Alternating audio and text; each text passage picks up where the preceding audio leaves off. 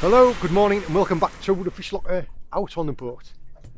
The sun is literally just cracking the horizon over there. This is the type of conditions that we dream about. It's almost like the eye of the storm. We've had really bad weather. Today we have flat calm conditions and we have very light winds. It's northerly, then westerly, then southerly, then easterly.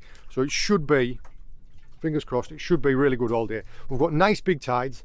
I'm going to go off and I'm going to try a late season shark session.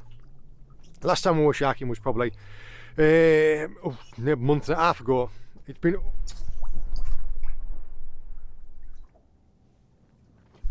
I don't know if you saw them then, but that was bluefin tuna. That was massive bluefin tuna.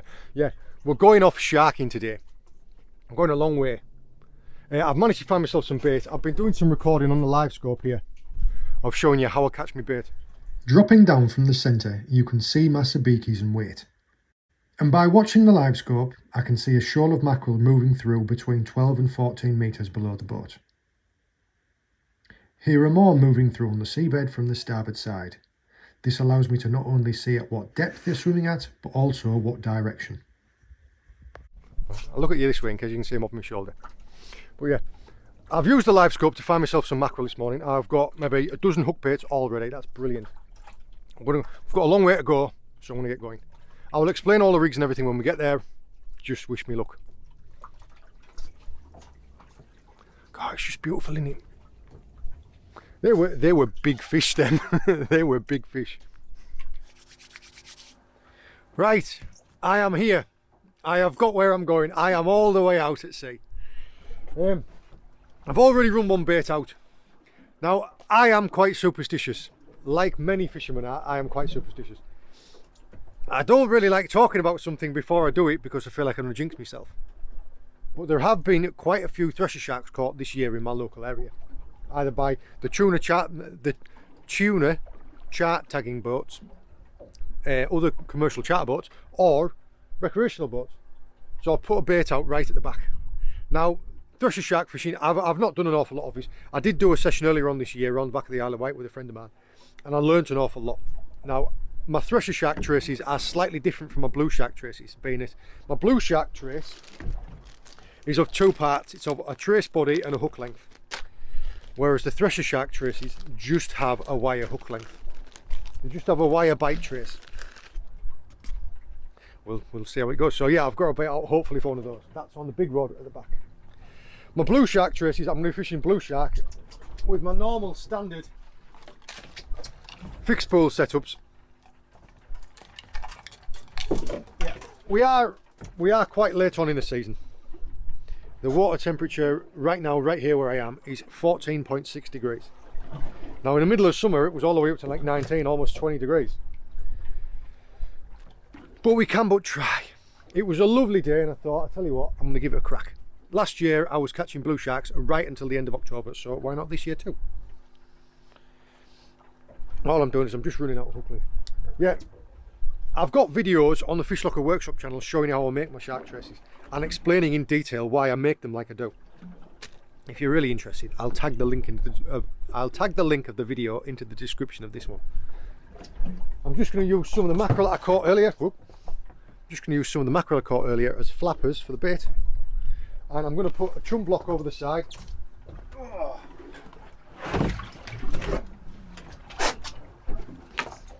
Some people prefer frozen, some people prefer fresh.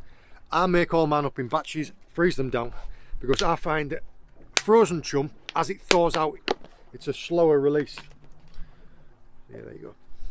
And all I do is I put mine inside the laundry sacks. Everybody's got like their own little nuances, their own little things that they like to do. This, I find, works for me. And all I'm going to do is I am going to spin the boat around actually because we're drifting the wrong way. I'm going to get my chum bag over the side, I'm going to get the baits out and then I'll come back to you. I'm better set up now. A tip that I always say is that I put my chum block into my bags inside of a bucket so that you don't get any bits of chum down on the deck because it can be quite slippery. And then I just tie it off to a cleat at the side of the boat.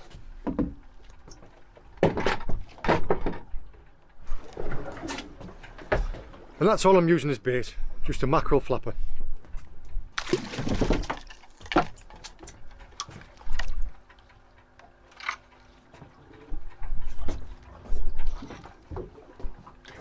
And as the chum creates like a nice oily slick, well, you can already see it, I've only just dropped it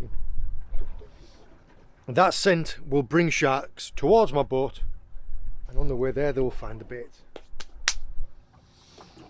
We'll get a few species of shark in the UK. The main shark species that we talk about as being like sportfish shark. We'll get poor beagle sharks, thresher sharks and blue sharks. Very occasionally we do get a visiting mako. Blue sharks are the most common, those are the ones that visit during the summer, and what we target the most down here on the south coast. Now, pretty much all shark fishing in the UK is catch and release. I do collect quite a bit of information for the scientists, for the marine scientists. I've been tagging quite a few sharks this year, and also we do find that quite a lot of the sharks that we catch do have lost fishing gear in them. I mean, they're scavengers as well as being predators. We get quite a lot of Spanish long lines in them. I've caught quite a few sharks this year that have had mackerel feathers stuck in them. So yeah, we try and help them out where we can. Now the theory of it being is the chum that you put over the side is just the scent that brings them towards you. Now that, as you've got it over the side, it will spread out and it will sink. So the baits that I've got further away, they are set deeper. And I've got a bait on this rod here. It's literally just below the boat. Now sharks swimming along, they will go into this trail of scent, this like breadcrumb, like Hansel and Gretel breadcrumb. This trail of scent, they'll come into that and they'll follow it up to my boat. Now sometimes what they can do is they can come all the way past and you see them and they're screaming after it, and they'll just go right past the boat and they'll end up somewhere up there and they'll come back again. So this rod that is right underneath the boat does catch a lot of fish. You'd think it would only need to be one of the ones right out there somewhere, but no, quite often the rod right under the boat catches the fish, because they'll hone in right on the chum bag and they'll come up for the chum bag and they'll see that bait right next to it. Yeah, my setups are really simple. I've covered it in a few videos, but what I've been really enjoying using this setup. It's a conflict tuna popping rod, and it's a Spinfisher live liner. And by when I say live liners, I mean it's got a bait runner function here. So it allows line to leave, and as soon as I wind the handle, it clicks into full drag. It's great for fishing like this.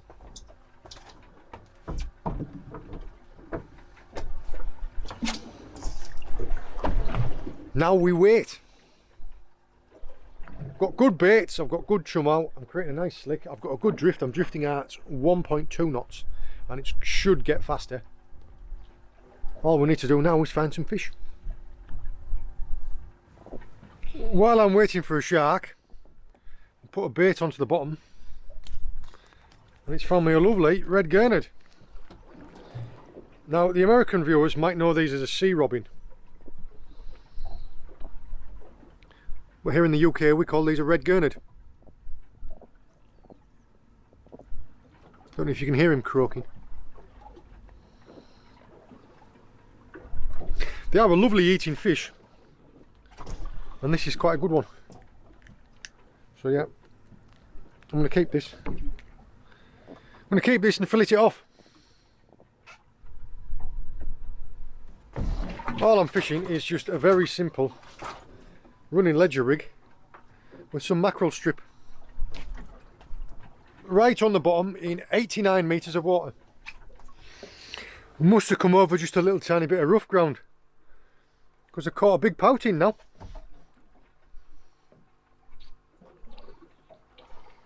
Tell you what, when you catch them over the clean, they're really pale, aren't they? You get them tight inshore, you get them inside the kelp and the wrecks, and they've usually got like bands on them, or they've even had them before where they've been like brown.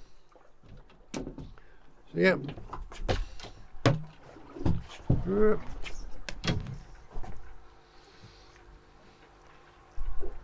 These are a member of the cod family. You can see that because of this little bib that he's got there. There's a couple of different names for them. I mean, one of the local names from up in the northeast where I'm from, it's called a bib or a bleg. Yeah, the proper name is a pouting.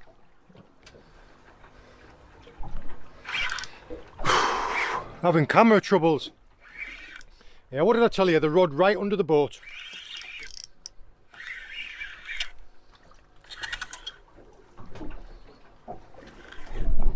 Yeah, unfortunately, I think I missed the bite of that. Turned round and turned the camera on. Turned round, struck into the fish, flicked back to the camera, and the camera wasn't even on.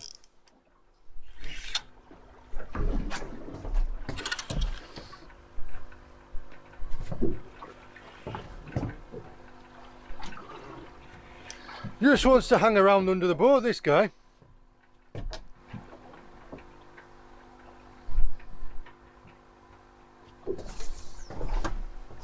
Yeah, it'll be a nice 20-pounder.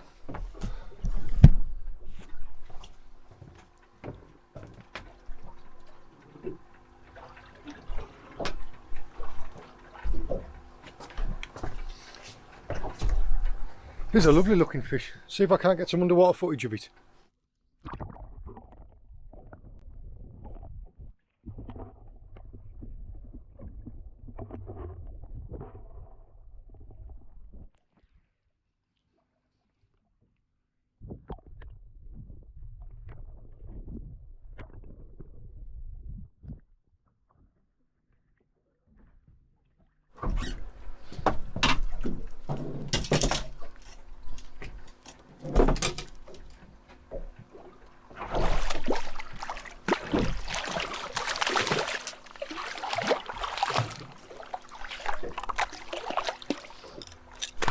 There we go.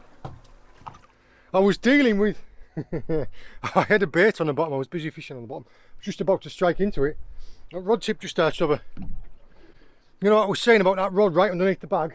Well, that was the one. No float on it, just a wire trace.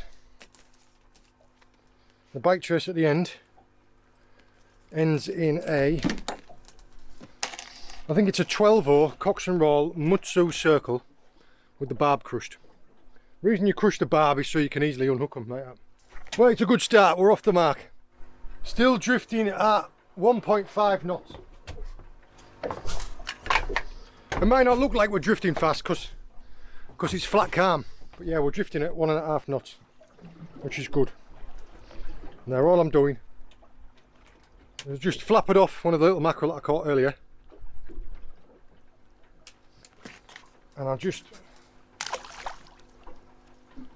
dropped it down underneath the boat.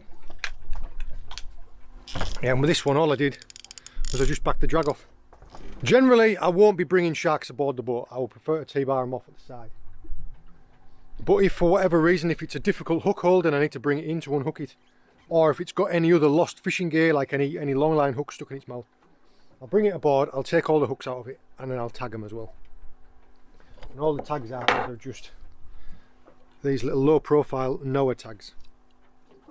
I've tagged quite a lot of sharks in other videos. If you're interested about it, I'll tag some information into the description of the video. Yeah.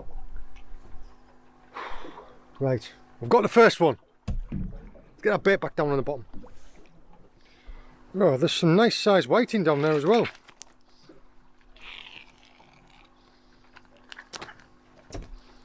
Oh. Just the same rig every time. Just a running ledger with a 3/0 and a bit of mackerel strip. The only problem, the real problem with doing this, is when you've got shark rods out, you never know when one of them is going to go. So you could be halfway bringing up another fish on the bottom rod, and you've got 90 meters to wind it in really quick and then play a shark. Much easier when there's two of you. Now this one is a stunner.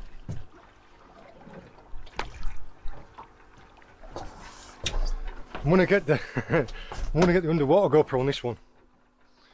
I've just had another cracking gurnard. Apart from this one's a tub. And I tell you what, it is an absolute stunner. You don't get many that are as good looking as this.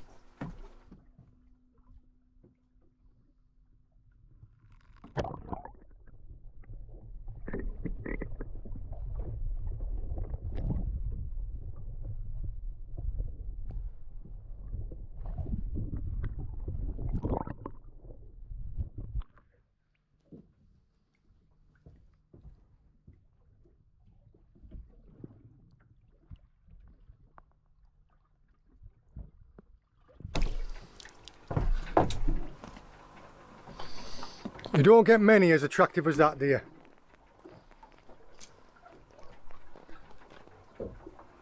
What an absolute beauty he is.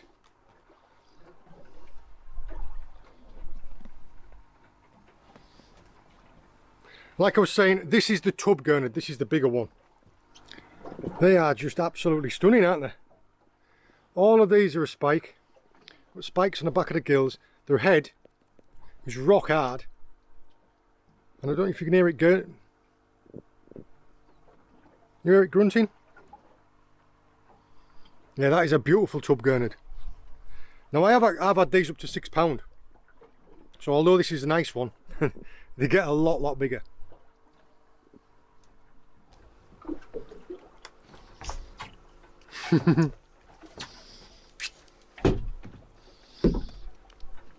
And now I've caught an octopus. That's quite a big one, that one. Right, well, we have a little shark just coming along the surface real close.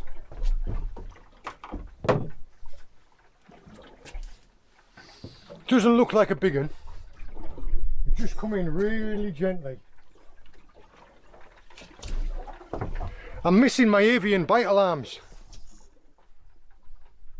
I like to have a couple of seagulls in the slick. I like to have a couple of seagulls in the chum slick. Just because when they're in here and they take off, you know there's a shark like imminent.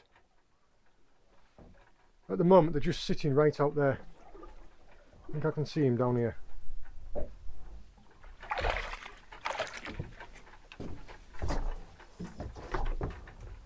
Oh, he's taking the bigger rod. Ah.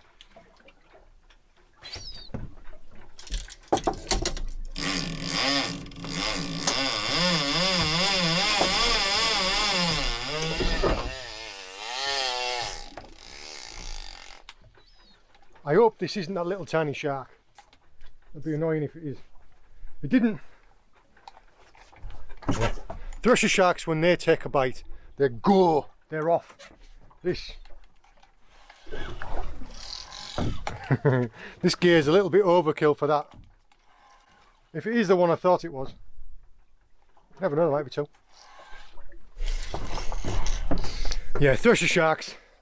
When you've got one of them on, you know, because there's every good chance you're getting spooled. When they take a bait, they leg it. This just feels like a little blow.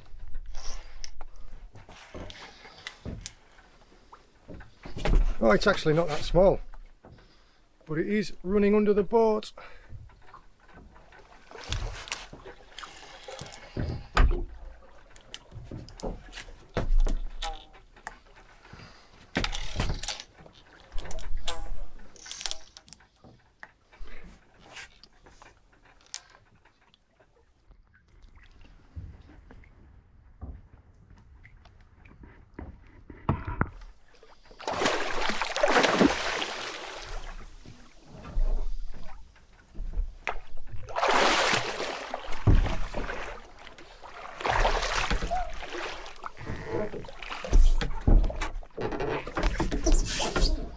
In fact, this fish is more like £100.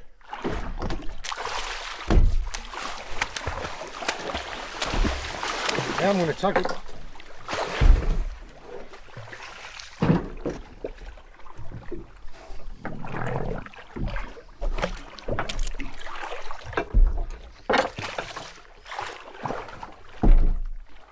There's the tag.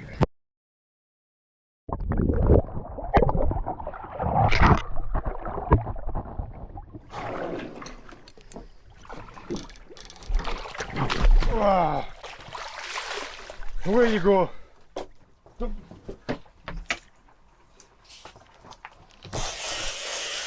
I hope that shows you. That's cool. I think that was a gurnard. Tell by the really aggressive bite. I hope that shows you there that I saw a little shark. It was £20 max. Oh, he's back again. And then right the way until I got that fish almost to the boat. I thought it was a little shark because it didn't fight at all. I thought it was about £20, and then when I got it to the side of the boat, it was more like £120. It was a big shark. Yeah. I hope I managed to show you the unhook on us. To be honest, it was my own fault. I didn't expect it was going to be a big shark, so I didn't have anything really ready. It was only once it started running. I'll come off halfway up. Yeah. It was only when it started running rings around me when I got to the boat I thought, hey up, what's this? So yeah, I did have my tags ready and I did put a tag into it. That is a Noah tag. And the number was 412394. I'll fill that in a moment. Now the problem I've got now is because I didn't have a proper blue shark leader on. Blue sharks roll up like that one did at the side of the boat. It all rides. It's rubbed all the leader up, so I'm going to have to change the leader on the big rod before I can put another bait out. If we put a leader out that's damaged, that you don't trust, that you haven't got faith in, you might as well not bother. One after the other on the bottom, I have just had 2 hook lengths bitten off. Just had like a nice bite and then it's gone. And when I've wound it in, they've just bitten clean through. Now I think that's spur dogs. So I'm going to try using some £100 mono. See if I can't find them. Yeah, I think that's what it is. Spur dogs, when they move through in a pack like that, they just completely savage everything. We have a little shark again, right in the back of the slick. It's only maybe 20 metres behind the boat. But 2 fins, your dorsal fin and the tip of your tail fin. Just in that wave back there. Fortunately, because we're drifting at 0.4 knots. Like I said, the tide's really slack right now. The tide's just come up and it's just over high water before it starts ebbing off. And there's just no movement in it. As you can see now, we're slack. Lines are slack, everything's slack. My floats are right off the side here. So that shark has obviously smelled this chum and is just working his way through it.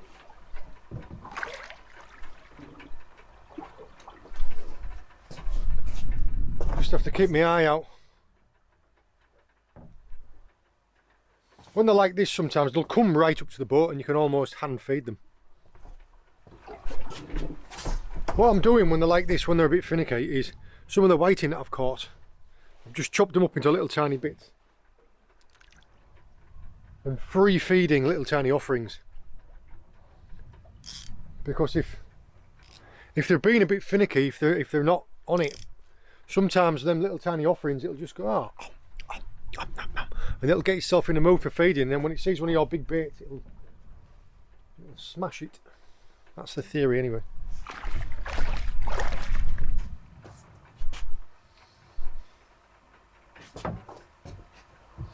They can be quite inquisitive. It did work actually, I got my sausage rolls out. They can be quite inquisitive. You'll see them sometimes, like your floats, they'll come up and start banging it about with their nose or hitting it with their tail. There we go. Yep, he's taking it.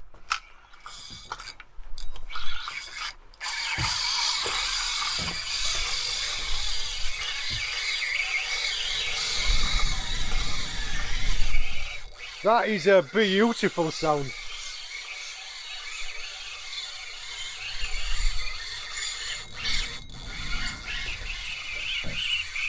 Tell you what.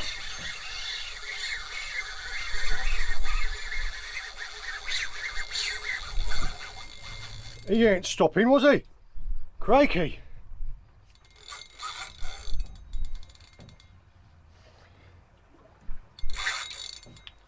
He really didn't want to stop.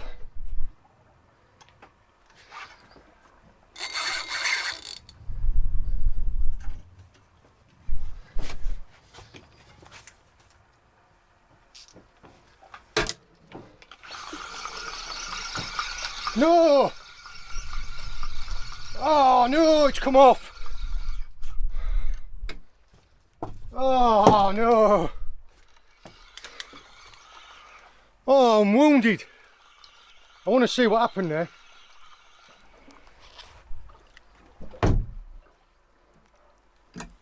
Oh my word.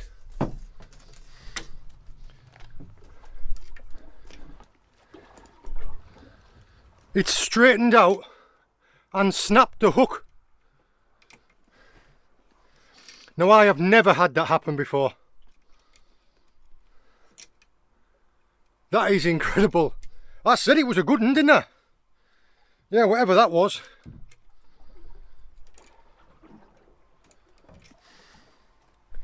I'll be sending a message to Cox and Roll about that. That was a freaking big shark, that. Holy moly. Right, let's get another bait down. I ain't snapped my float off. That was an epically big shark.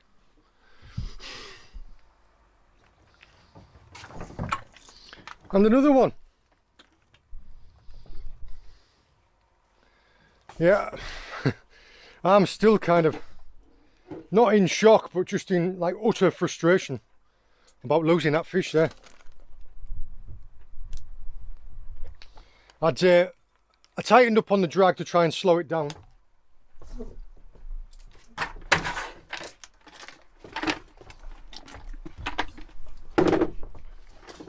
Tightened up on the drag to try and slow it down because it had taken 2/3 of the spool like that.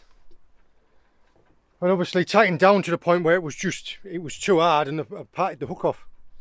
Now, at what point in time, it's where I'm racking my brain, I'm beating myself up a little bit. You could say that I bullied it, but at what point in time where if I hadn't tightened the drag up, it would have just spooled me. So I would have lost it that way. That was, you know, I was saying about like the bites that you get off a thresher where they just run and run and run. Well, like that. Could have also been a big paw beagle shark because it just ran straight for the seabed. Now we're in 92 metres of water. Now I've got about 200 metres of line on there. So it obviously ran straight for the seabed and ran off. Just wounded. Just wounded. Yeah.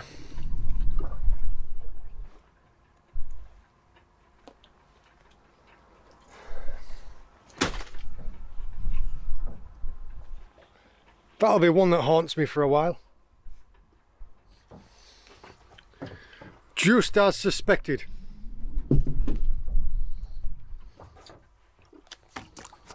I said I thought it was a spur dog. Oh, don't you dare. Now this is only a really little one.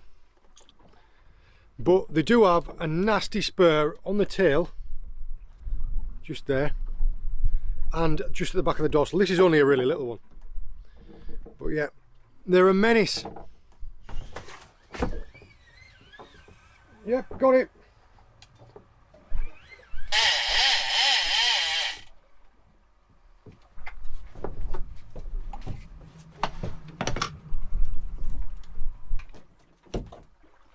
Oh, God, I was waiting for this one. You still there, are you? Yeah.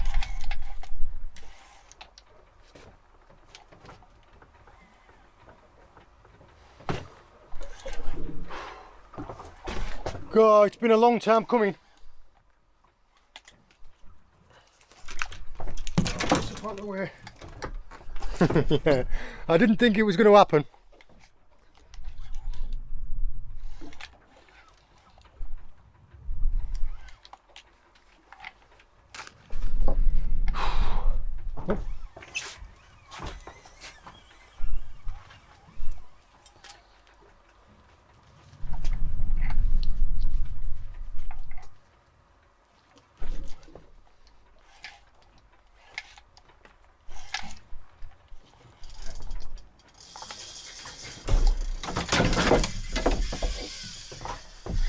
We have a shark on this one now as well.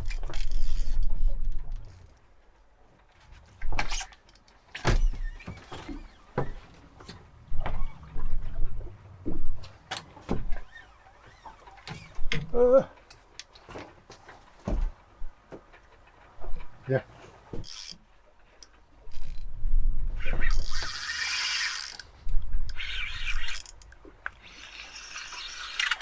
Dropped it. Well, to be honest, that's a bit of a relief.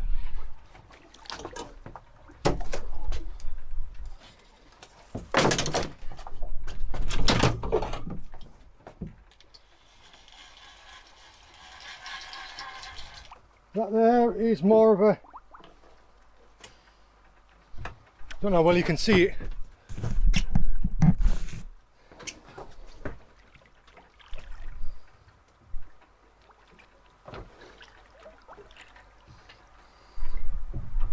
That's a 60-pound blow.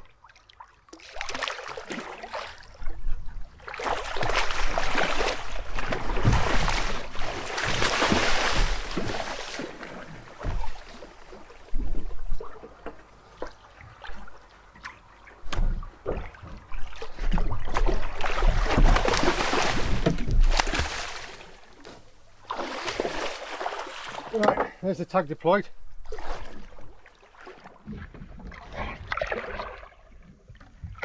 There's the tag.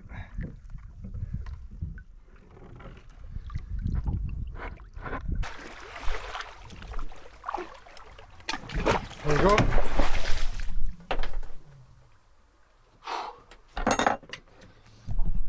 Right, and there was 3 sharks there. So all that time it would gone without any, and then 3 turn up all at once. Get these baits back out rapid. That second shark that I've just tagged there was tag number 413325. Yeah, good 60-pound. I've put the big rod away because all I'm doing is I'm tearing up my thresher leaders on blue sharks. So I've just got 3 rods out for blues, but honestly we'd gone for a period of, there's a shark there. just seen one there. We've gone through a period of having nothing for like 2 hours, not even a sign of a fish.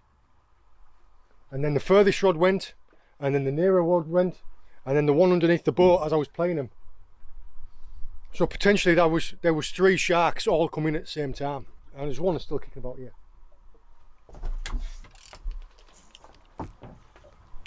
What I've done is the furthest rod on that yellow float I've set really deep, like really deep, deeper than I would do normally. Tied on a new leader and I've set it really deep because whatever that big shark was that I lost, I mean it was massive. I've landed lots of big fish. That one just was a different animal altogether. A little bit of drag on it. So yeah, I'm gonna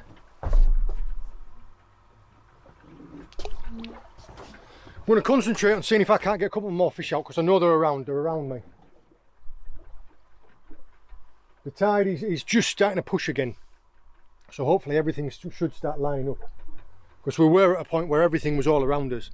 Now that we should start drifting properly. I mean, we're drifting at 1.1 knots. Yeah, it all kicks off all at once, so doesn't it? I'd taken one rod in and I'd stripped it down and I was tying a new leader on and I was messing about and I had traces out, and then that rod went, and then that rod went, and then yeah. It's why it's why I should follow my own advice. You should always keep the deck clear, because you don't want to be messing around. One of these fish, hooking into one of these fish, it could be 200 pound. Yeah. Right. Time to get some water in me, I think. We do still have a shark around the boat. It's messed around with 2 of the baits. Like this one here, I've just changed it over to my last hook bait. My last mackerel's gone out. Because all it did there, pulled the float under it, pulled the float straight under, and it's come back and it's just been plucking at it, look. So it's only just had it in its mouth. Now, look, judging by the size of the teeth marks in it, it doesn't look like a big fish. But it's still a shark.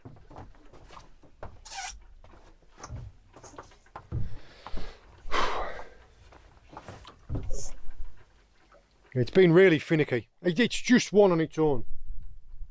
If another one rocks up, we'll get one of them on the hook, no problem. While it's just one on its own, we're going to have to work for it. I will make quick mention to these. This is a red, and this is a tub. Now they can be confused, because you get small tubs and you get big reds. But the thing that stands out all the time is if the pectoral fins are like that, it's a tub. And if it's over £3, it's a tub as well, because these don't get that big. The fillets you get off them, they aren't over big. I mean that's a gurnard fillet there. But they are delicious. Yeah, you'll see these in a gurnard catch and cook. Right, well that's it, that's the last of it. I've given it an hour and a half longer than I said I was going to do. I'm going to have some apologising to do when I get home. I just wanted to I wanted that one last fish. I wanted to get that big fish. Yeah. I empty the chum bag out. I get them rods brought in. We're about maybe an hour and a half before sunset. So by the time we get home, we'll have done sunrise and sunset. It's not a bad day.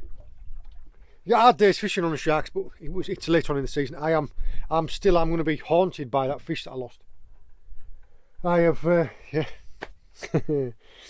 I'd like to say that it's a lesson. If I catch anything else in the next 5 minutes, it takes me time to pack up, I will put it in. If I don't, then I won't.